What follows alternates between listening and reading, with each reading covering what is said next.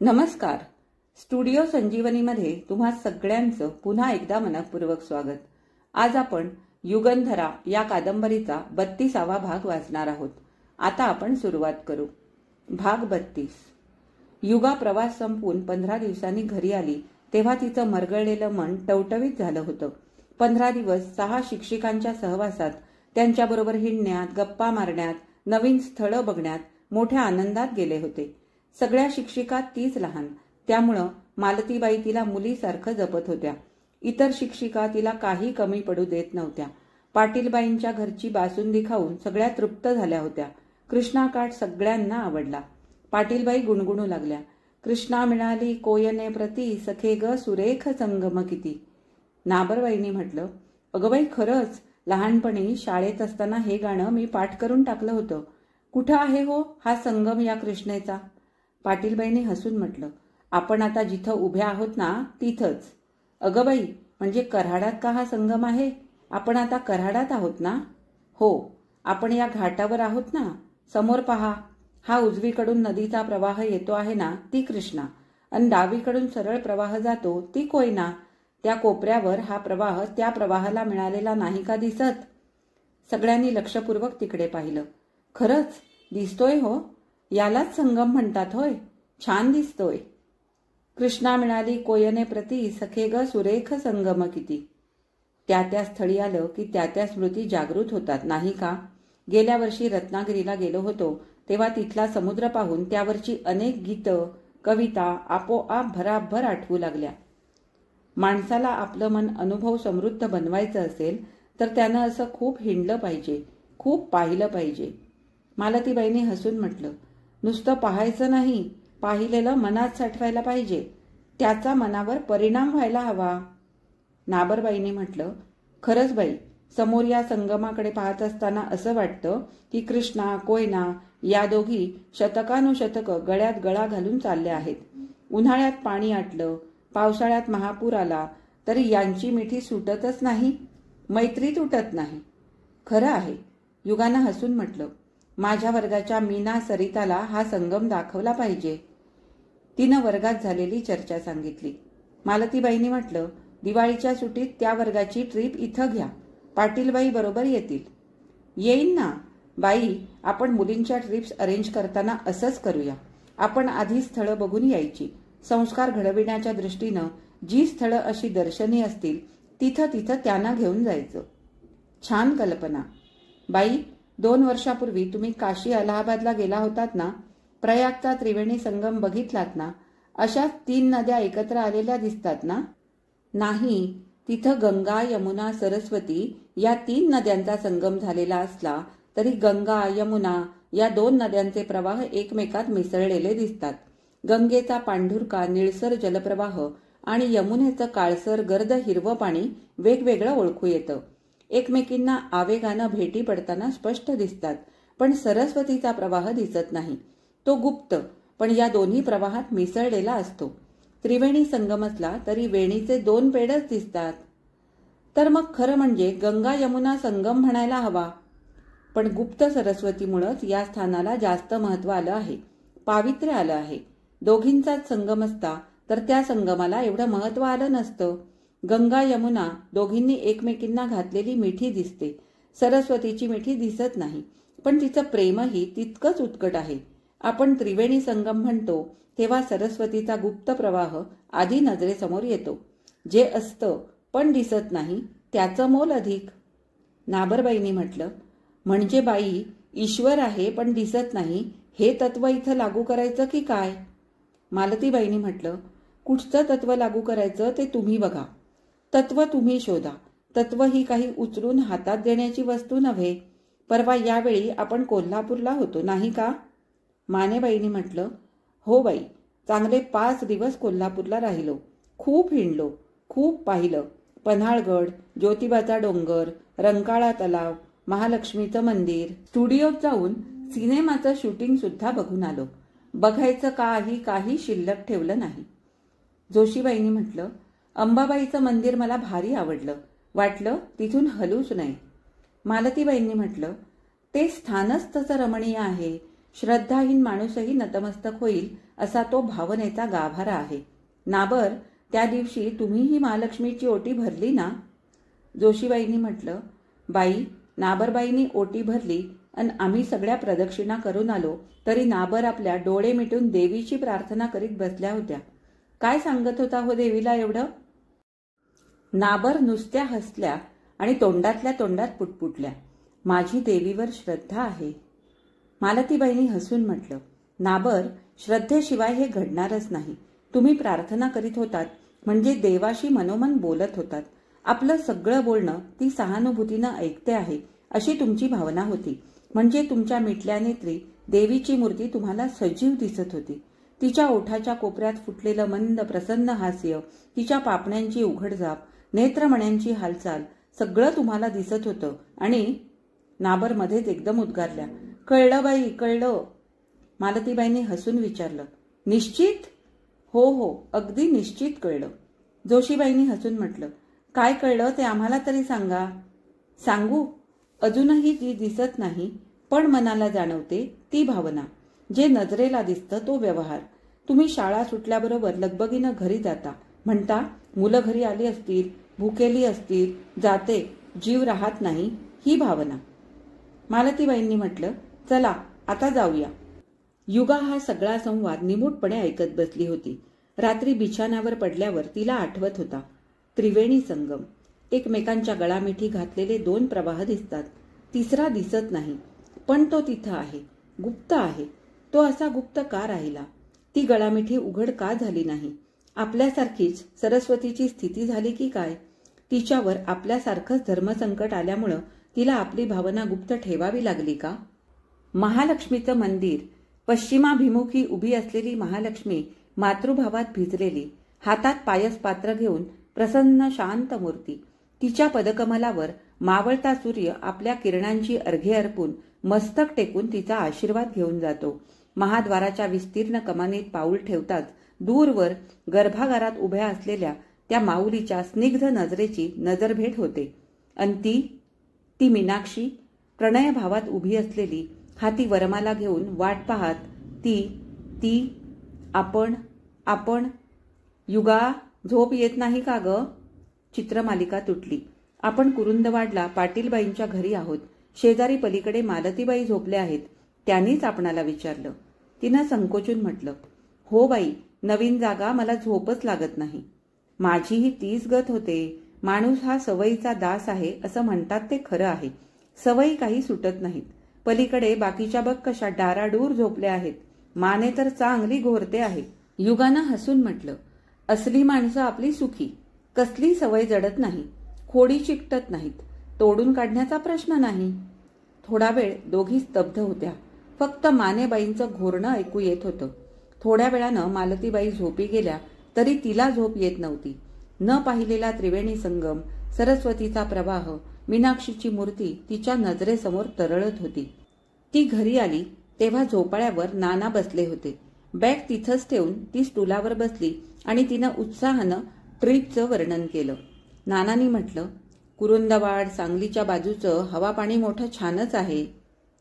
माझं वजन वाढलेलं दिसतंय म्हणून म्हणता ना? चांगलं 3 पौंड वजन वाढलंय. आमच्या सगळ्यांचीच वाढलीत. पाटीलबाईंच्या घरी पांढऱ्या शुभ्र ज्वारीच्या गरम गरम भाकऱ्या, ताजं लोणी, लोणकढं तूप आणि रोज आपली बासुंदी नाहीतर श्रीखंड. खास कृष्णाकाठच्या वांग्याची मसाल्याची भाजी. अशी कडकडून भूक लागत होती.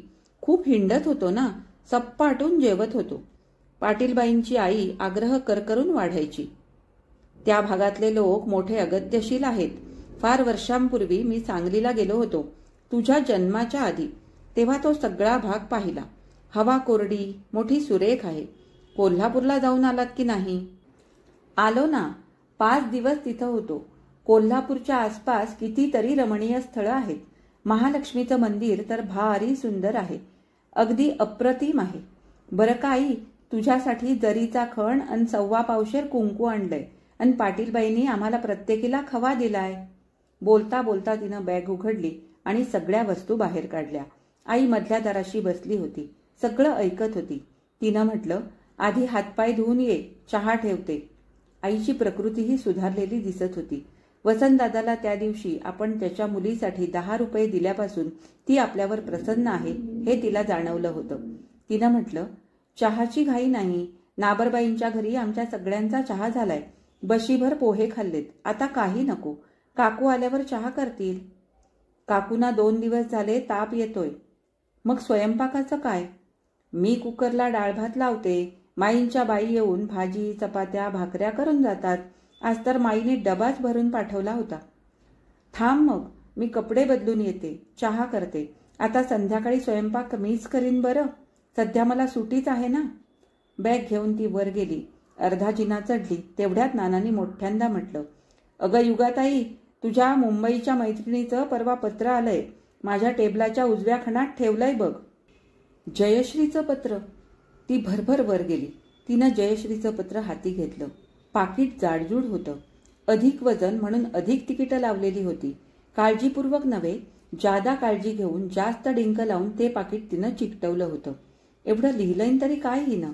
क्षणभर ती त्या जाडजूड पाकिटाकडे पाहतच राहिली. गेल्या बरेच दिवसात तिचं पत्र नव्हतं. त्या पाकिटाकडे पाहत ती मनाशीच हसली. राजापूरच्या गंगेसारखं आहे या जयश्रीचं. बरेच दिवस कुठं गडप होते आणि मग मध्येच अकस्मितपणे प्रवाहाचा असा झोत प्रकट होतो. थोड्या वेळानं चहा झाल्यावर नाना बाहेर गेले. ती वर आली. तिनं ते पाकिट फोडलं. वहीची पानं फाडून तिनं मजकूर लिहिला होता. नेहमीचे तिच्या आवडत्या फिक्या हिरव्या रंगाचे, तिच्या छापील नाव पत्त्याचे गुळगुळीत सुंदर कागद नव्हते. तिचं नेहमीचं अक्षर कसं सुवाच्य नीटनेटकं, पण आता अक्षरातला सुवाच्यपणा बराच कमी झाला होता. वहीची पानंही कशी तरी टरकावलेली होती. मजकूर लिहिला होता म्हणण्यापेक्षा तो कोंबला होता. पाना मागून पानं भरली होती. फांदी जोरानं हलवल्यावर प्राजक्ताच्या फुलांचा इतस्तः पेर पडावा. वाकडा तिकडा, काही फुलं टपोरी, काही बारकी पाकळ्या गळलेली, तशी अक्षरांची स्थिती दिसत होती. मधून मधून काही अक्षरं स्पष्ट उमटलीच नव्हती. जयश्रीच्या पत्रलेखनाचा हा आजचा काही वेगळाच अवतार होता. ती या पत्राकडे क्षणभर बघत राहिली. नेहमी नीटनेटकी टिपटॉप नख कापलेल्या पायाच्या बोटांपासून तो केसांच्या वळणापर्यंत व्यवस्थित असलेली जयश्री, विस्कटलेले केस, मळलेला चेहरा, चुरगळलेली साडी, अशा अवतारात पुढे येऊन उभी राहावी असं काहीसं तिला वाटलं. का वाटलं कोण जाणे.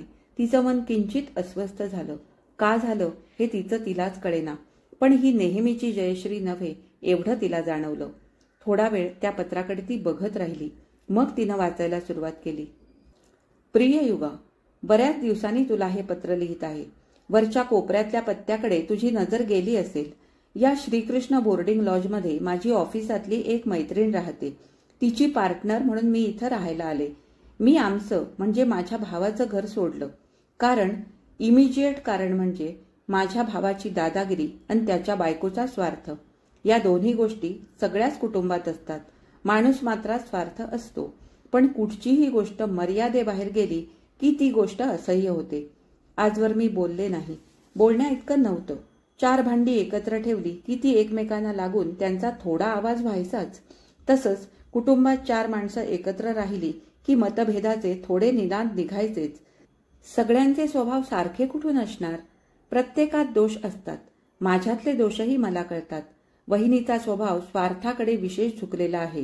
हे मी इथं राहायला आल्यापासून नित्य जाणवत होतं.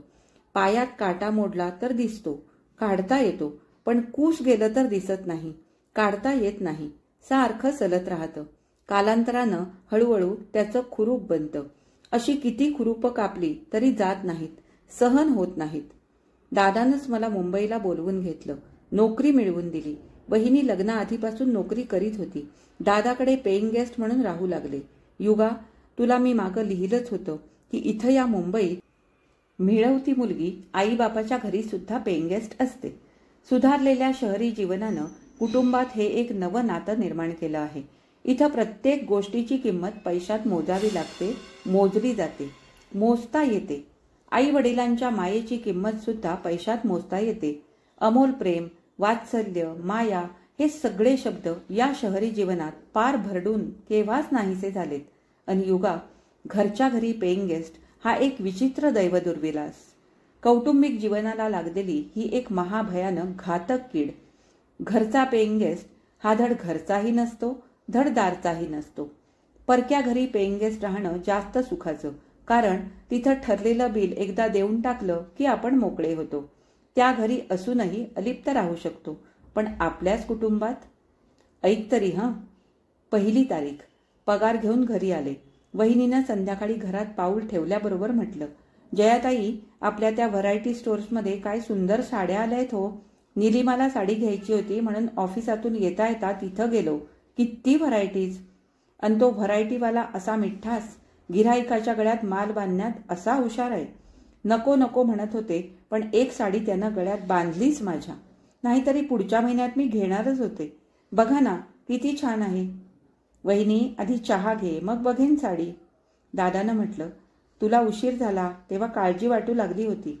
इश्श, काळजी काय वाटायची. तिनं साडी दाखवली. साडी सुरेख भारी. 62 रुपये नगद. दादानं म्हटलं, अगं 2 महिन्यांपूर्वीच तू 60 रुपयांची साडी आणलीस. आज काय जरूर होती एवढी भारी साडी आणायची.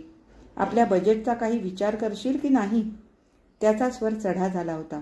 मी म्हटलं, असू दे रे दादा, तिला हौस आहे कपड्यांची. बिल आपण ॲडजस्ट करूया. मी या महिन्याला साडी घेणार होते, पण आता पुढच्या महिन्याला घेईन. मी यावेळी 40 रुपये अधिकच देते.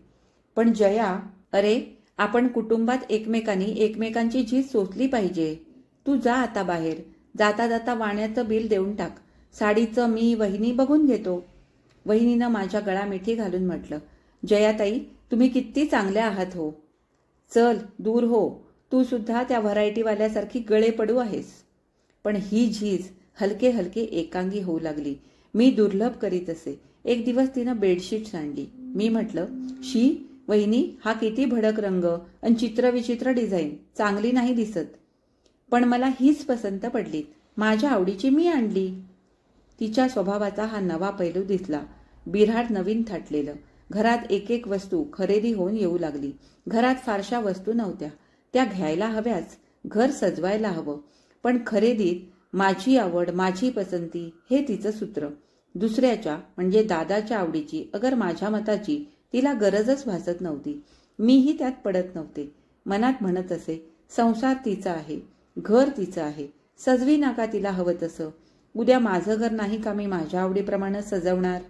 पण या असल्या क्षुल्लक साध्या गोष्टीतून नकळत मायेचा ओलावा सुकायला लागला की काय कोण जाणे. पण अलिप्तपणा मात्र निश्चितच आला. अंधड परकेपणाही नाही, धड आपलेपणाही नाही, अशी त्रिशंकूसारखी मनाची स्थिती होऊ लागली. आमच्या आईचं पेट्ट वाक्य की कुटुंबात भांड्याला भांडं लागायचं. होय, पण युगा, भांड्याला भांडं लागलं तर आवाज होतो. क्षणभरानं तो बंद होतो. यंत्रातले 2 भाग एकमेकांना घासू लागले तर मध्ये वंगण ग्रीज असेपर्यंत आवाज येत नाही. पण ते कोरडे झाले की आवाज वाढू लागतो आणि ते कोरडे भाग झिजवून मोडून पडतात. आणि शेवटी तसंच झालं असं, गेल्या वर्षी मे महिन्यात आमच्या ऑफिसच्या काही मंडळींनी मिळून काश्मीरची ट्रीप काढली. आपल्यासारख्यांना एकटं एकटं जाणं शक्य नसतं. मी या ट्रीपमधून जाणार होते. पण बहिणींचं बजेट जमवता जमवता साठवलेले पैसे गेले. यावेळी माझ्या वैयक्तिक खर्चात कपात करून पैसे साठवले. ट्रीपसाठी नाव दिलं. प्रवास खर्चाचे पैसे भरले. सगळ्या प्रवास कार्यक्रमाची सायक्लोस्टाईल पत्रिका घेऊन घरी आले. घरी यायला थोडा उशीरच झाला होता. घरी पाऊल टाकलं आणि आश्चर्यानं थपकून मी दारातच उभी राहिले. नव्या कोऱ्या सोफा कम बेडवर दादा वहिनी गप्पा मारीत बसली होती. जवळ नव्या टिपॉयवर चहाचे 2 रिकामे कप होते. मला पाहताच दादा उत्साहानं म्हणाला, जयू, ही तुझ्या वहिनीची नवी खरेदी बघितलीस? सिलेक्शन कसं आहे सांग. वहिनीनं म्हटलं, आता घर कसं अप टू डेट दिसायला लागलं. सोफा कम बेड, या 2 खुर्च्या, हे टिपॉय, हा सगळा सेट कितीला मिळाला असेल? गेस. मी म्हटलं, मी असल्या वस्तू अजून खरेदी केल्या नाहीत, तेव्हा मला याची काही कल्पना नाही. पण वहिनी, तू हा सेट दिवाळीला घेणार होतीस ना? होय हो, पण हा आता एकदम चीप मिळाला. तुम्हाला कल्पना येणार नाही. Damn cheap. वस्तू स्वस्त मिळाली की मुहूर्त न बघता घेऊन टाकावी. अहो, 725 किंमत आहे या सेटची. मला अवघा 410ला मिळाला. मी दादाला म्हटलं, दादा, पुढच्या आठवड्यात आमच्या ऑफिसची ट्रीप काश्मीरला जाणार आहे. मी जाणार आहे. वहिनीनं म्हटलं, अगं बाई, पण तुम्ही आम्हाला आधी काही कल्पना दिली नाहीत. वहिनी नाखुश होऊन बोलायला लागली की तिचा आवाज चिरका होतो आणि चिडली की विलक्षण चिरका होतो, फाटतच जातो. मी म्हटलं, कल्पना काय द्यायची? तू हा सेट आणलास त्याची मला कल्पना दिली होतीस? हो, दिली होती. हा सेट आणायचा असं बोलले नव्हते? बोलली होतीस ना, पण दिवाळीला आणायचा आहे असं बोलली होतीस. दादानं म्हटलं, जयू, तुझ्या ऑफिसची ट्रीप दरवर्षी निघते ना? वर्षातून 2दा निघते. अगं मग पुढल्या खेपेला जा की. दादा, दिवाळीच्या वेळी म्हैसूरला ट्रीप गेली तेव्हा तू वहिनीला दिवाळ सणाला सोन्याचे तोडे केलेस, माझ्याकडे पैसे मागितलेस. मी ट्रीप रद्द केली आणि सगळे पैसे तुला दिले. आता या ट्रीपला हा सोफा सेट. दादा, काही झालं तरी माझी ही ट्रीप रद्द होणार नाही. दादा गप्प झाला. वहिनीनं चिडून फाटक्या आवाजात म्हटलं, असू दे, मी भरीन पैसे. मी हा इन्स्टॉलमेंट बेसिसवर आणलाय. पहिल्यानं 1,200 भरायचे आहेत. करीन मी व्यवस्था. मी मनात म्हटलं, ठीक आहे, कर व्यवस्था. मी प्रवासाची तयारी केली. घरातलं वातावरण कसं तप्त झालेलं असेल याची तुला कल्पना आलीच असेल. वहिनीचा अबोला, दादाचं मोजकं बोलणं. म्हटलं आमचाही अबोला, आमचंही मोजकं बोलणं. या जगात खटास खट झाल्याशिवाय माणसाचा निभाव लागत नाही. मी ट्रीपला निघून गेले. ट्रीप फारच छान झाली ग. युगे, काश्मीरची इतकी वर्णनं आपण वाचतो, पण ते सगळं प्रत्यक्ष पाहताना असं वाटत होतं की इथलं यथायोग्य वर्णन करणं अजून कुणालाच जमलेलं नाही. खूप हिंडून, खूप मजा करून आम्ही परतलो. येताना दिल्ली, आग्रा पाहिलं. ताजमहाल नजरेनं एकदाचा बघितला. ट्रीपमध्ये मागचे सगळे ताप, मनस्ताप विसरून गेले होते. म्हटलं, वहिनीलाही आपली चूक कळली असेल. जाऊ दे, तिचा स्वभावच तसा. पुढच्या महिन्यापासून तिचे ते इन्स्टॉलमेंट भरायला मदत करू. घरी आले. दाराला कुलूप होतं. वहिनी ऑफिसातून आली नव्हती, पण तिची येण्याची वेळ झाली होती. घराची किल्ली नेहमी शेजारच्या बिराड्यातल्या कुलकर्णी आत्याकडे आम्ही ठेवतो, कारण आमच्या तिघांच्या येण्याच्या वेळा वेगवेगळ्या असतात ना. मी नेहमीप्रमाणे दारातूनच म्हटलं, आत्याबाई, किल्ली द्या ना. अगं, तुझ्या वहिनीनं किल्ली ठेवली नाही. म्हणजे कनवटीला लावून गेली की काय? धांदरटच आहे नाहीतरी. बोलता बोलता मी आत गेले.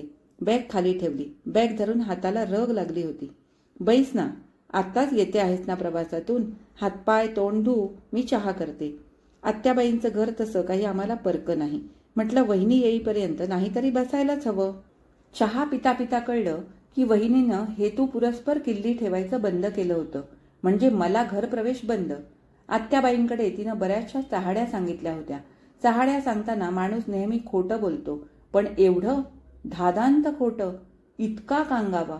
माझं मस्तक संतापानं भिरभिरलं. पण घरच्या गोष्टीची चर्चा परक्या घरी करायला मला आवडत नाही. मी म्हटलं, तुम्ही शेजारी राहता, यातलं खरं खोटं तुम्हीच पारखा. थोड्या वेळानं वहिनी आली. आत्याबाईंच्या दारावरून घराकडे जाताना तिनं मला आत पाहिलं, पण न पाहिलंसं करून ती पुढं गेली.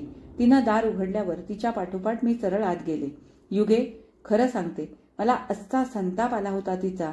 वाटलं 2 सणसणून ठेवून द्याव्यात, पण हात आवरला, मन आवरलं. विचारलं, वहिनी, तू शेजारी किल्ली का ठेवली नव्हतीस? किल्ली ठेवायचं बंद का केलंस? माझ्या प्रश्नात अर्थातच संताप, चीड उमटली होती. तुम्हाला काय बोलायचं ते तुम्ही तुमच्या भावाशी बोला, त्यांच्याशी भांडा. आणि बदलायचं पातळ घेऊन ती आतल्या खोलीत गेली आणि मधलं दार तिनं दणकन लावून घेतलं. मी स्तंभितच झाले, कारण हे सगळं मला अनपेक्षित होतं. वहिनीचं आता हे खरं रूप मला दिसत होतं. मी टेबलावरचं वर्तमानपत्र उचललं आणि दादाची वाट पाहत तशीच बसून राहिले. संतापलेल्या मनात विचारांचा कल्लोळ उसळला होता. माणूस इतका स्वार्थी, इतका हृदयशून्य असू शकतो? पण आतापर्यंत ही वहिनी जे एवढं प्रेम दाखवित होती ते केवळ दिखाऊ होतं. स्वार्थ आड येतात ते नाहीसं झालं. प्रेमाबरोबर साधा शिष्टाचार पण नाहीसा व्हावा. कुटुंबातली माणसं काय केवळ स्वार्थबुद्धीनंच एकत्र राहतात? कर्तव्य, कौटुंबिक भावना, नात्याची, मायेची बंधनं म्हणून काही असतं की नाही? तेवढ्यात दादा आला. त्यानं म्हटलं, अरे, तू केव्हा आलीस जया? मी केव्हा आले ते सांगेन, पण मला आधी हे सांग की ह्या घराचं दार मला बंद का झालं? म्हणजे काय म्हणतेस तू? आजपर्यंत शेजारी आत्याबाईंच्याकडे घराची किल्ली राहत असे, ती ठेवायची बंद का झाली? म्हणजे ठेवलेली नव्हती? नव्हती. अगं, घाईत विसरली असेल. तू गेल्यापासून मी आधी ऑफिसात जातो. जेवणाचं सगळं उरकून आवराआवर करून ती मागाहून जाते. तिची फार घाई होते. आज कदाचित. तिचा बचाव कर तू. तुझी बायको आहे ती. मी तुमच्या इथं एक पेईंग गेस्ट आहे, पण पेईंग गेस्ट जोपर्यंत दर महिन्याला न चुकता ठरलेले पैसे देतो तोपर्यंत त्याला तुम्हाला दाराबाहेर ठेवता येत नाही. जया, थांब, बोलू नकोस. मी गेल्यापासून रोज तुझी बायको किल्ली पर्समध्ये घेऊन जाते. का घेऊन जाते ते कारण तिनं आत्याबाईंना सांगितलंय. त्यांना तिनं घरच्या अनेक गोष्टी सांगितल्या. माझ्या पगारातली मी एक पै तुम्हाला देत नाही, मदत करत नाही. जया, हे बघ, मध्ये एक शब्द बोलू नकोस. दरम्यान मधलं दार उघडलं गेलं, पण मालकीनबाई बाहेर आली नाही. आमचं बोलणं उघड्या दारातून आत जाऊ शकत होतं. तिला बाहेर येण्याची आवश्यकता नव्हती. मी म्हटलं, दादा, मी नोकरीला लागल्यापासून दर महिन्याला न चुकता ठरलेली रक्कम तुम्हाला देते. माझ्याकडे तारीखवार सगळं टिपलेलं आहे. त्याखेरीज दिवाळीला वहिनीला सोन्याचे जाळीचे गोठ करायला तुला 500 रुपये दिले. शिवाय अधूनमधून तिनं मागितले की किती देत होते ते सगळं टिपून ठेवलंय मी. असं असून सुद्धा तुमची ही नीच वागणूक. तुझी बायको किती स्वार्थी आहे याचा मी नित्य अनुभव घेत होते. वहिनी ताडकन बाहेर आली. तिनं हातवारे करीत दात ओठ खात चिरक्या आवाजात म्हटलं, हो, मी स्वार्थी, मी वाईट. मी म्हटलं, तू मध्ये चोमड्यासारखी बोलू नकोस. मी माझ्या भावाशी बोलते, त्याच्याशी भांडते. तू आज चालती हो, दार बंद करून बैस.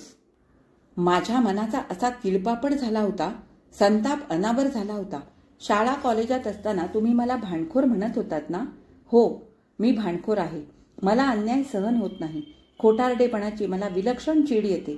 स्वार्थांध खोटेपणाचा, अशा भ्याडपणाचा मला विलक्षण संताप येतो. माझं रक्त उसळतं. मग मला संताप आवरत नाही. वहिनीनं शेजारी धादांत खोट्या चाहड्या सांगितल्या. कशा सहन होतील मला, तू सांग. माझा उग्र अवतार बघून वहिनी स्वतःशीच फणफणत आत गेली, पण कान मात्र बाहेर.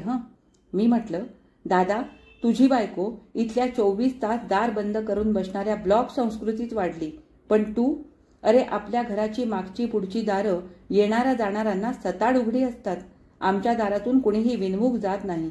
आपले आजोबा तर रोज अतिथीला पंक्तीला घेतल्याशिवाय दुपारी जेवत नसत. अतिथीची वाट पाहत बघत बाहेर थांबत असत. बाबानेही ती परंपरा मोडली नाही. हे सगळं इथं येऊन तू विसरलास? पाठच्या बहिणीला अतिथी इतकीही किंमत उरलेली नाही. ठीक आहे. मी माझं सगळं सामान गोळा केलं, बॅग भरली.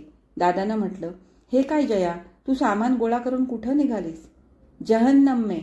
कुठं निघाले तरी त्याची आता तुला पंचायत नको. तुझी गार्डियनशिप संपली. तुम्हाला काय वाटलं की तुम्ही माझी कोंडी केलीत की मी तोंड बांधून इथं राहील? पण तू अजून मला ओळखलं नाहीस. माझा सांभाळ करायची धमक माझ्यात आहे. आता बाबांना मी हे सगळं शब्द कळवणार आहे. हे बघ, माझ्या 2 बॅगा इथं ठेवल्यात. उद्या संध्याकाळी याच वेळी येऊन घेऊन जाईन. आणि हे बघ, फुकट ठेवीत नाही. रेल्वेच्या क्लोकरूममध्ये जेवढं भाडं देतात तेवढं भाडं देऊन टाकीन. मी जरुरीपुरते कपडे वस्तू घातलेली छोटी सुटकेस उचलली आणि घराबाहेर पडले. टॅक्सी केली आणि सरळ माझ्या ऑफिसमधली एक मैत्रीण रेखा सबनीस इथं श्रीकृष्ण बोर्डिंग हाऊसमध्ये राहते तिच्याकडे आले. मी तिला थोडक्यात सगळी कल्पना दिली. तिनं हसून म्हटलं, छान, मग आपण दोघी एकाच बोटीत चढलो आहोत. सध्या मी तिच्याच खोलीत राहते आहे. रेखाच्या खर्चातही विभागणी झाली. ठीक जमलंय. मी दादाला धमकी दिली, पण मी बाबांना यातलं काही कळवणार नाही. अगं, डोळे चोळीत वडील माणसांकडे कागाळी करायला आता आपण काही लहान बाळं नव्हेत. आपले प्रश्न आपणच सोडवले पाहिजेत. युगा, माणूस शहरात आला की तो मोठा होतो. आपसुकच मोठा होतो. मान सन्मानानं नव्हे आणि मनानं तर नव्हेच नव्हे. मनानं उलट संकुचित होत जातो, पण अनुभवानं मात्र तो खूप मोठा होत जातो. हर तऱ्हेचे बरे वाईट अनुभव. हे सगळं वाचून तू घाबरशील. कौसांत, तशी तू भित्रीच आहेस. आणि तुला वाटेल मुंबई सोडून जया तिथं परत येईल. तेवढं मात्र नाही. मी इथंच राहणार आहे. अगं, शहराचे काही तोटे असले तरी काही फायदे आहेतच. ज्याला पुढं यायचं आहे, प्रगती साधायची आहे, महत्वाकांक्षा पुऱ्या करायच्या आहेत, गतिमान जगाबरोबर जायचं आहे, त्याला मोठ्या शहरात राहिलं पाहिजे, इथं राहिलं पाहिजे. पण एवढं मात्र खरं की इथं स्वभावार स्वार्थाचा सागर पसरलेला आहे. यातून ध्येयाचा किनारा गाठणं ही एक जिद्द आहे. इथं स्वतःचा मार्ग स्वतःच काढला पाहिजे. आता जमिनीवर सरपटण्याचे दिवस गेले. ज्याला 4 हात मारता येतील तोच किनारा गाठील. अनुभवानं मनुष्य आपोआपच शहाणा होत जातो. इथं मला राहायला येऊन आठवडा झाला. थोडं स्थिरस्थावर झालंय. बाबांना नेहमीसारखं फक्त खुशालीचं कार्ड टाकलंय. आमच्या बंधुराजांनी त्यांना काही लिहिलं नसावं, नाहीतर ते धावत आले असते. तो मला भेटला नाही, पण माझ्या ऑफिसात येऊन माझ्या ठाव ठिकाण्याची चौकशी करून गेला असं कळलं. आज तुला हे सगळं लिहायला बसले तुला हे सगळं लिहिल्याशिवाय राहावे ना, का कोण जाणे, पण तुझ्याकडे मन मोकळं करावंसं वाटतं. मन मोकळं केलं की बरं वाटतं. शाळेत असल्यापासून माझी ही सवय आहे. खरं ना? पण युगुले, तू मात्र पक्की आतल्या गाठीची. काही सांगायची नाहीस, मनातलं कळू द्यायची नाहीस. सुलभासुद्धा तेच म्हणते बरं का. बरं, तुझं मुंबईला येण्याचं काय झालं? तू म्हणाली होतीस तुझं 1 वर्ष फुकट गेलं. अगं, या जीवनात काही फुकट जात नाही. फुकट जातं असं वाटतं ना, त्यातून खूप अनुभव मिळतो. आणि तुझं वर्ष तर मुळीच फुकट गेलं नाही. नोकरी करतेस, पैसे मिळवतेस, तिथं घरीच आहेस तू, तेव्हा फारसा खर्च नाही, सेव्हिंग होत असेल. अरुणभाईला जागा मिळाली का? नसली आणि तुझा इथं येण्याचा विचार असला तर आमच्या खोलीत 3रा मेंबर आम्ही घेऊ. बघ, ठरव काय ते. पत्र फारच लांबलं. मध्यरात्र उलटून गेली. सध्या तू पत्र माझ्या ऑफिसच्या पत्त्यावर पाठव. कळावे, तुझी जया. 32वा भाग इथंच संपला. आजच आपण 33वा भाग सुद्धा वाचणार आहोत. आता आपण वाचायला सुरुवात करू. भाग 33. युगा सुलभाकडे जाण्याच्या तयारीत होती. आणखी 4-5 दिवसांनी सुटी संपून शाळा उघडणार होती. बऱ्याच दिवसात तिला सुलभा भेटली नव्हती. तिच्याकडे जाणंही शाळेमुळे युगाला जमत नव्हतं. आता एकदा शाळा सुरू झाली की मग सवड सापडणार नाही. आज तिच्याकडे जाऊन यावं या विचारानं ती दुपारी 3 वाजता तयार झाली. सुलभासाठी तिनं कोल्हापूरहून महालक्ष्मीचा एक सुंदर फोटो आणला होता. तो प्रसाद तिनं आपल्या पर्समध्ये टाकला आणि ती जिना उतरली. तेवढ्यात रस्त्यावर फाटकाशी हॉर्नचा आवाज काढीत एक टॅक्सी थांबली. युगा दाराशीच थबकली. आता यावेळी कोण आलं? कुणी येणार असं पत्रही नव्हतं. नाना पलीकडे पोस्टमास्तरांकडे गेले होते.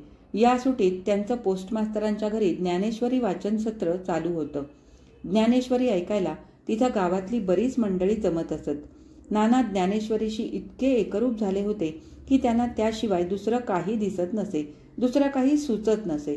घरी फुरसतीच्या वेळी जेव्हा बघावं तेव्हा नाना आपले ज्ञानेश्वरी वाचित बसलेले असत. त्यांना कुणी चेष्टेनं म्हटलं, काय नाना, अहो ज्ञानेश्वरीशिवाय तुम्हाला दुसरा ग्रंथ दिसत नाही. जगात केवढे उत्तमोत्तम ग्रंथ आहेत. नाना वाचन थांबवून किंचित हसत आणि शांतपणे म्हणत, आहेत ना, जगात जेवढ्या मोठ्या नद्या त्याच्या शतपट ग्रंथ आहेत.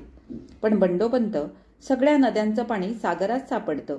ज्ञानदेवांची ज्ञानेश्वरी हा असाच एक सागर आहे, महासागर आहे. जगातल्या सगळ्या श्रेष्ठ ग्रंथातली तत्व, सगळ्या शास्त्रांचं सार, सकल कलांचं मर्म तुम्हाला या एका ज्ञानेश्वरीत सापडेल. बंडोपंतांनी विचारलं, नाना, ज्ञानेश्वरीची तुमची किती पारायणं झाली असतील हो? 1000च्या वर निश्चित झाली असतील. नानांनी हसून म्हटलं, कल्पना नाही. स्वतःच्या श्वासोच्छ्वासाची मोजदाद कोण कशी करणार? बंडोपंत, पुण्यसंचयाच्या हेतूनं जी पारायणं केली जातात त्यांची मोजदाद ठेवली जाते.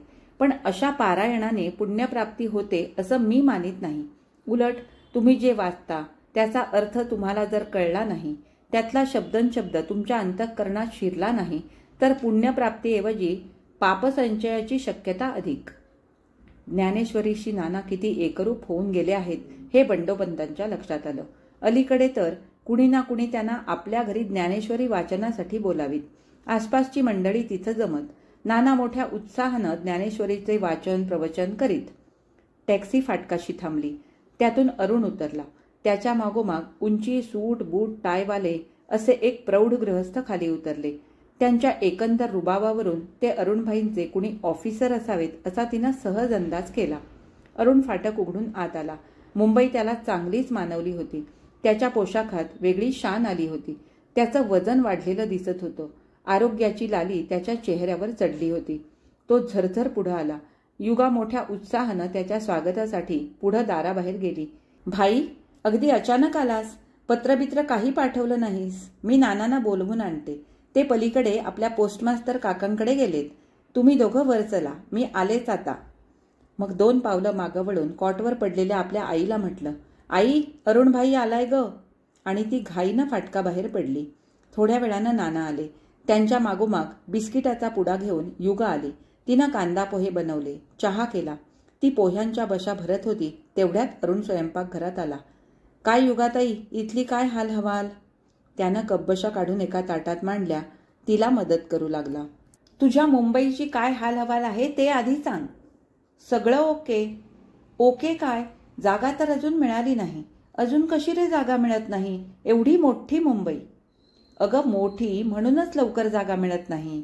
त्या राजकन्येच्या गोष्टीतलं साता समुद्रापलीकडचं ते रत्न मिळवणं सोपं, पण मुंबापुरीत राहायला टीचभर जागा मिळवणं कठीण. मग आताच्या राजपुत्रांची, मुंबापुरीतल्या राजपुत्रांची, तीच खरी कसोटी. शोधा म्हणजे सापडेल. तू शोधतच नसशील. युगाताई, अगं मुंबईत जागा तशा शोधाव्या लागत नाहीत. त्या जागा आपल्या जागी असतातच. मग अडतं कुठं? अगं मालकाच्या डोक्यावर पागडी कापडाची नव्हे नोटांच्या बंडलाची चढवल्याशिवाय त्या जागेत प्रवेश नाही. नसू दे, पण यावेळी मी तुझ्याबरोबर मुंबईला येणार आहे. मग चल ना, खरंच चल. बॅग भरून टाक आज. आज म्हणजे तू लगेच जाणार? जायलाच हवं. उद्याचा दिवस आहे, परवा जाईल. म्हणजे इतक्या दिवसांनी आलास, तो फक्त एकच दिवस राहणार? रजा नको जास्त मिळायला? आता तुला वर्ष होईल. नव्हे झालंच, पण रजा मिळत नाही. 15 दिवसांची मिळाली होती. बाबासाहेबांबरोबर दिल्ली सिमल्याला गेलो होतो. येताना इकडे येऊन सगळ्यांना भेटून यावं म्हणून आलो. बाबासाहेबांचे इथे एक स्नेही आहेत, जुने, आपले ते पानसे वकील ग. त्यांना भेटण्यासाठी म्हणून मुद्दाम बाबासाहेब माझ्याबरोबर आले. बाबासाहेब म्हणजे तू ज्यांच्याकडे पेईंग गेस्ट म्हणून राहतोस ते का रे? हो. तिनं चहाचे पेले भरले, पोह्याच्या बशा, बिस्किटं ट्रेमध्ये घातली. तो ट्रे घेऊन वर गेला. तिनं चहाच्या पेल्याचं ताट त्याला जिन्याशी नेऊन दिलं. चहा खाणं झाल्यावर तिघही बाहेर गेले. मामी स्वयंपाकघरात येऊन बसल्या. बऱ्याच दिवसांनी अरुण आलाय, शिवाय त्याच्याबरोबर मुंबईचे पाहुणे आहेत, तेव्हा ताट थोडं सजवायला हवंच. पाहुणे उद्या सकाळीच जाणार. काय करायचं जेवायला? त्यांची काकूंबरोबर चर्चा झाली. काकूने म्हटलं, अरुणरावांना सांजाच्या पोळ्या आवडतात, त्या झटपट होतील. बटाट्याची भाजी करते, डाळीची आमटी, पापड, सांडगे तळते. भरपूर झालं. रात्रीची जेवणं फार काही खपायचं नाही. काकूने म्हटलं, युगाताई, थोडे बटाटे आणावे लागतील. घरात आहेत त्याच्या भरीला थोडे आणा. मिरच्या, कोथिंबीर, एक नारळ पण आणा. लवकर आणून द्या मी आता स्वयंपाकाला लागते. युगा पिशवी घेऊन बाहेर पडली. सुलभाकडे आता यापुढं जाणं जमण्यासारखं नव्हतं. उद्या सकाळी जाऊन यावं. अरुणभाई घाईघाईनं आला असला तरी उद्या त्याच्याबरोबर जायचं. बाजारातून ती सामान घेऊन परत आली तेव्हा तिच्या पुढंच बाहेर गेलेले तिघेही घरात शिरत होते. ती हलकेच फाटकातून आत गेली आणि बागेला वळसा घालून मागच्या दारानं स्वयंपाकघरात शिरली. नाना बाबासाहेबांना घेऊन आईच्या खोलीत आले. या ना बाबासाहेब, अरुणच्या आईशी तुमचा परिचय करून देतो. आई स्वयंपाकघरात समोर भिंतीशी बसली होती. काकूंना काही सूचना देत होती. अरुणनं बाबासाहेबांना बसण्यासाठी खुर्ची पुढं ओढली आणि आईला म्हटलं, आई इकडे ये ना. आई उठून आत आली. बाबासाहेबांनी तत्परतेनं उठून त्यांना नमस्कार केला. अरुणनं म्हटलं, ही माझी आई, जिला माऊली हा किताब सर्वार्थानं शोभेल अशी. आईनं म्हटलं, कसली रे माऊली, सदा बिछाण्याला खिळलेली. अरुणनं म्हटलं, आमच्या आईला अधूनमधून दम्याचा त्रास होतो. बैस ना आई. स्वयंपाकघरात दारालगतच युगा पिशवीतले बटाटे, मिरच्या, कोथिंबीर वगैरे सामान बाहेर काढत होती. तिच्या कानी हा संवाद पडत होता. अरुणनं विचारलं, आई युगा कुठे? आज स्वयंपाकघरात आहे. अरुणनं हसून म्हटलं, काकूंच्या मदतीला लागली का? मग आज जेवणात आम्हाला काहीतरी चमचमीत मिळणार खास. त्यानं मोठ्यांदा हाक मारली. युगा, ए युगाताई, बाहेर ये ना. त्याच्या स्वरात विलक्षण उत्साह होता. युगा दाराशी आली. काय रे, बाहेर ये ना. बाबासाहेब, ही माझी बहीण युगंधरा. ही शिक्षणात किती हुशार आहे त्याचं प्रशस्तीपत्रक गेल्या वर्षी हिला युनिव्हर्सिटीनं दिलं आहे. BAत ही फर्स्ट आली. तिनं बाहेर येऊन बाबासाहेबांना नमस्कार केला. त्यांनी म्हटलं, गेल्या वर्षी मी वृत्तपत्रात वाचलं. सध्या काय करता? तसं अजून काही करत नाही. घरच्या घरी MAचा अभ्यास थोडा सुरू केलाय. नानांनी म्हटलं, गेल्या वर्षी तिच्या आईची प्रकृती थोडी जास्त बिघडली होती, त्यामुळं तिचं वर्ष फुकट गेलं. MAसाठी तिला मुंबईला पाठवायचा विचार होता. मग पाठवा ना. बघूया. मग नानांनी दोघांना उद्देशून म्हटलं, अरुण यांच्याकडेच असतो, म्हणजे आपल्या अरुणचे हे मुंबईचे पालक. आईनं म्हटलं, अरुणच्या पत्रात नेहमी असतं की इथं मला अगदी घरच्यासारखं वाटतं, घरच्यासारखं वागवतात. आजकाल अशी जिव्हाळ्याची माणसं मिळणं फार दुर्मिळ होत चाललंय. बाबासाहेबांनी हसून म्हटलं, येणारा माणूस मिळून मिसळून वागणारा असला की जिव्हाळा आपोआप निर्माण होतो. परकेपणा नकळत निघून जातो. तुमचे अरुणकुमार आता आम्हाला परके वाटत नाहीत. माझ्या मुलासारखेच वाटतात. अरुण किंचित हसला. एकदम संकोचून गेला. त्यानं युगाला म्हटलं, युगा, अभिजित इथंच आहे ना? युगा कॉटच्या कठड्याला टेकून उभी होती. तिनं म्हटलं, कोण जाणे, काही कल्पना नाही. बाहेरगावी गेला होता. परत आला की नाही माहीत नाही. त्यानं म्हटलं, नाना, मी शेजारी जाऊन येतो. अर्ध्या पाऊण तासात येतोच. तो घाईघाईनं निघून गेला. युगा स्वयंपाकघरात जाण्यासाठी वळली, पण तेवढ्यात सहज तिचं लक्ष बाबासाहेबांकडे गेलं. ते नानांना बघून हसले. नानाही तसेच हसले. त्या दोघांच्या हसण्यात नुसतं कौतुक नव्हतं, त्यात कसल्या तरी संमतीची देवाणघेवाण होती. क्षणभर तिची पावलं तिथंच थबकली, पण लगेच ती वळली. ती निघालेली पाहून नानांनी म्हटलं, युगा, थांब, जाऊ नकोस. हे बघ, बाबासाहेब काही खास कामासाठी इथं आले आहेत. अरुणला आपला जावई करून घेण्याची त्यांची इच्छा आहे. युगा थांबली. पुन्हा कठड्याला टेकून उभी राहिली. बाबासाहेबांनी आईला म्हटलं, आपणा सर्वांना पसंत असेल तर पुढचा विचार. त्यांनी कोटाच्या आतल्या खिशात हात घालून एक लहान फोटो काढला. तो कॉटवर आई पुढे ठेवून त्यांनी म्हटलं, ही माझी मुलगी चित्रा. यंदा BSc झाली. ॲटॉमिक एनर्जीमध्ये नोकरीला लागली. नोकरी करून घरकामात तिला तिच्या आईला मदत करावी लागते. माझ्या मुलीची मीच वाखाणणी करणं योग्य नाही, पण एवढं सांगू इच्छितो की आमचं घराणं खानदानी आहे, सुखवस्तू आहे, समृद्ध आहे. आईनं त्यांच्या गौरवर्णाकडे पाहत विचारलं, आपण कोकणस्थ का? नाही, आम्ही CKP, चांद्रसेनीय कायस्थ प्रभू. म्हणजे प्रभू का? नानांनी लगेच सावरून घेत घाईघाईनं म्हटलं, प्रभूचाच अपभ्रंश प्रभू. त्यांच्या स्पष्टीकरणानं आईचं फारसं समाधान झालेलं दिसलं नाही. तिनं म्हटलं, पण? नानांनी मध्येच तिला तोडून म्हटलं, अहो, पण आता जातीची एवढी कडक बंधनं उरलीत कुठं? बाबासाहेबांनी म्हटलं, आणि मुंबईसारख्या मोठमोठ्या शहरात तर सगळ्यांची राहणी करणी एकसारखी व समान धर्मी झाल्यामुळं, समान पातळीवर आल्यामुळं जातीभेद हलके हलके आपोआपच नाहीसे होत चाललेत. तिथं आता सर्रास आंतरजातीय विवाह होऊ लागले आहेत. आईनं म्हटलं, होत असतील, पण आपण लोक मांसाहारी ना? हो, अगदी पक्के मांसाहारी. पण आमच्या सौभाग्यवती अंड्याचं आमलेट केलं तरी 3-3दा तवा घासून घेते. ती पक्की शाकाहारी आहे. चातुर्मासात कांदा लसूण खात नाही. नानांनी म्हटलं, अरे वा, पण बाबासाहेब, अलीकडे पुष्कळ ठिकाणी पाहिलंय मी. मूळचे मांसाहारी लोक शाकाहारी बनत चाललेत आणि न खाणारे खायला शिकलेत.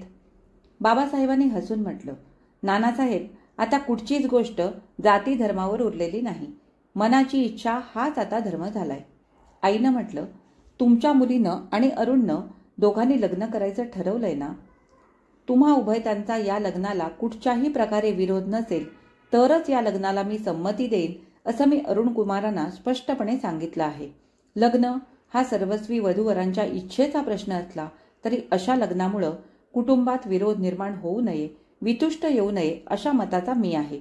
म्हणूनच मी अरुणकुमारांना म्हटलं की तुम्ही दोघंही एकमेकांना पसंत असलात, एकमेकांना अनुरूप असलात, तरी तुमच्या आईवडिलांचा विचार काय आहे ते कळल्याशिवाय तुम्ही पुढं पाऊल टाकू नये. आज माझा इथं येण्याचा हेतू तोच आहे. फक्त जातीचा प्रश्न सोडला तर दुसरी कोणतीही व्यावहारिक अडचण येणार नाही. त्या दृष्टीनं मी सगळी योजना आखलेली आहे. हुंडा म्हणून 20,000चा ओनरशिप फ्लॅट घेऊन देणार आहे. 20 तोळ्यांचे दागिने तिच्या अंगावर आहेतच. मुलासमान मानलेल्या जावयाच्या मानपानात कुठंही उणीव पडणार नाही. याखेरीज आपल्या काही अटी असतील? नानांनी म्हटलं, छे, अटी कसल्या बाबासाहेब? ओ, मुलाचं सुख तेच आपलं सुख. 20,000चा फ्लॅट, 20 तोळे सोनं, एवढं गडगंज देणं ऐकून आई प्रभावित झालेली दिसली. तिच्या चेहऱ्यावर उठलेल्या कडक रेषा सौम्य झाल्या. जातीचं हीण सुवर्णाच्या रसात पार वितळून गेलं. तिनं कधी नव्हे ते आज पहिल्यांदाच नानांच्या सुरात सूर मिळवून म्हटलं, खरंच आहे ते. अन हल्लीची मुलं विरोधाला जुमानतात कुठं? मनात असतं तेच करतात. बाबासाहेबांनी समाधान पाहून म्हटलं, मग तुमची संमती आहे असं मानायला हरकत नाही. नानांनी म्हटलं, तुमच्यासारख्या कुटुंबाशी नातं जडणं हा एक शुभ योगायोग आहे. आईनं म्हटलं, लग्न लवकर उरकून टाका, फार दिवस ठेवू नका. ते आता आपण एकमेकांच्या विचारानं ठरवू. मी मुंबईला गेल्यावर चित्राच्या आईचा विचार घेऊन पत्र टाकतो. युगा निस्तब्ध उभी राहून हे सगळं ऐकत होती. नानाने तेवढ्यासाठी तर तिला थांबवून घेतलं होतं, नाही का? पण बाबासाहेबांची बोलण्याच्या भरात त्यांचं तिच्याकडे लक्ष गेलं नाही आणि ती तिथून वर आपल्या खोलीत केव्हा गेली हेही त्यांना कळलं नाही. अरुणनं आपलं लग्न ठरवलं, प्रेम लग्न ठरवलं म्हणून कदाचित जागा बघण्याचं तो मनावर घेत नसावा. स्वाभाविकच आहे. आधी पेईंग गेस्ट होता, आता भावी जावई म्हणून बाबासाहेबांच्या घरी तो सुखानं हक्कानं मोकळेपणे राहू शकतो. उद्या लग्नानंतर एक पै खर्च केल्याशिवाय त्याला 20,000चा उत्कृष्ट फ्लॅट मिळणार आहे. मग जागा शोधण्यासाठी यातायात करण्याचं त्याला कारणच काय? खरोखर नशीबवान आहे तो. असू दे, असंच त्याचं भाग्य नित्य उजळत राहू दे. पण त्याच्या आशेवर आपण मुंबईला जाण्याचे बेत रचले होते ते आता पार ढासळून गेले. आता तो, त्याची बायको, त्याचा नवा संसार. खरंच तिथं गेल्याबरोबर त्यानं जागा बघितली असती तर मिळाली नसती का? तेवढ्यात नाना बाबासाहेबांबरोबर बोलत वर आले. तशी ती भानावर आली आणि चटकन खाली स्वयंपाकघरात गेली. ती पाट ताटं मांडीत होती तेवढ्यात अरुण आला. माझघरात आईच्या कॉटवर बसला. आईनं म्हटलं, काय रे अरू? अरे लग्न ठरवलं ते आधी आम्हाला कळवायचंच तरी. तो हसला. मघाशी तो शेजारी जाण्याचं निमित्त करून घाईघाईनं का निघून गेला हे आता युगाच्या लक्षात आलं. त्यानं म्हटलं, अगं ठरवलंय कुठं? ठरवायचं काम तुम्हा वडील मंडळींचं. म्हणून तर बाबासाहेबांना घेऊन इथं आलो. त्यांना सांगितलं की तुम्ही माझ्या आई वडिलांशी काय ते बोला. अरे ते लोक प्रभू आहेत ना? हो, पण आई, त्यांचे आचार विचार, सोवळं ओळं सगळं आपल्या घरच्यासारखं आहे. चित्राच्या आईचं सोवळं तर तुझ्यापेक्षाही कडक. लग्न इथं व्हायला पाहिजे बरं का? तू म्हणशील तिथं आणि तू म्हणशील तेव्हा. चांगला श्रीमंत सासरा मिळवलास. तुझ्या आशीर्वादानं मिळाला. आई, बाबासाहेब फार दिलदार वृत्तीचे आहेत. त्यांच्या घरातली सगळीच माणसं तशी आहेत. धनानं मोठी आहेतच, पण मनानंही मोठी आहेत. थोड्या वेळानं तिघेही पानावर बसले. युगा वाढू लागली. बाबासाहेबांनी सहज तिला विचारलं, MA साठी कुठचे विषय घेतलेत? तशा रीतसर टर्म्स भरल्या नाहीत, पण घरीच पॉलिटिक्स इकॉनॉमिक्सचा अभ्यास सुरू केलाय. नानाने म्हटलं, गेलं वर्ष तिचं तसं फुकटच गेलं. तिला मुंबईला पाठवण्याची इच्छा होती. मग पाठवा ना. अरुणनं म्हटलं, नाना, यंदापासून इथं आपल्या कॉलेजमध्ये पॉलिटिक्स इकॉनॉमिक्स सुरू केलंय असं अभिजितनं मला सांगितलं. अरे पण मुंबईचं शिक्षण. नाना, सगळीकडचं शिक्षण सारखंच. बरं का युगा, तुला आता इथल्या इथं पॉलिटिक्स इकॉनॉमिक्स घेता येईल. उद्या सकाळी मी अभिजित बरोबर कॉलेजवर जाणार आहे. तेव्हा सगळी चौकशी करून येतो. फॉर्म घेऊन येतो. पुस्तकं मी मुंबईहून पाठवून देईन. त्याच्या बोलण्यात कळकळ होती, पण ती कळकळ कोरडी होती. त्यात अलिप्तपणा होता. तिला टाळण्याचा उद्देश स्पष्ट दिसत होता. बाह्यतः तो तिला सोयीचा मार्ग सांगत होता. पण जणू तू आता मुंबईला येऊ नकोस, आमच्या संसारात तुला आता जागा नाही असंच त्याला म्हणायचं होतं. त्याच्या पानात सांज्याची पोळी वाढीत ती नुसतं हसली. त्या हसण्यात किमपीही उत्साह नव्हता, फक्त निराशेची वेदना होती. दुसऱ्या दिवशी दुपारी ती मालतीबाईंकडे गेली. तिनं म्हटलं, बाई, माझी जागा भरली नसली तर मी आता त्या जागी परमनंट व्हायला तयार आहे. तुझं मुंबईला जाणं जमत नाही का? जमतंय की, तशी काही अडचण नाही. पण ज्या विषयांसाठी मी तिथं जाणार होते ते विषय यंदापासून इथलं कॉलेज घ्यायला लागलंय. इथं सोय झाली, मग कशाला जाऊ? ठीक, तू आलीस तर मला हवीच आहेस. विद्यार्थिनींनाही हवी आहेस. पण मग तुला BT व्हावं लागेल. त्याशिवाय परमनंट नोकरी मिळणार नाही. पाहते नानांना विचारून, उद्या काय ते सांगते. खरं म्हणजे नानांचा या बाबतीत सल्ला ती घेणार नव्हती. स्वतःचा निर्णय स्वतःच घेणार होती. आजचा हा 33वा भाग इथेच संपला. आता आपण भेटू युगंधरा कादंबरीच्या 34व्या भागामध्ये. तोपर्यंत मी तुमचा निरोप घेते. धन्यवाद.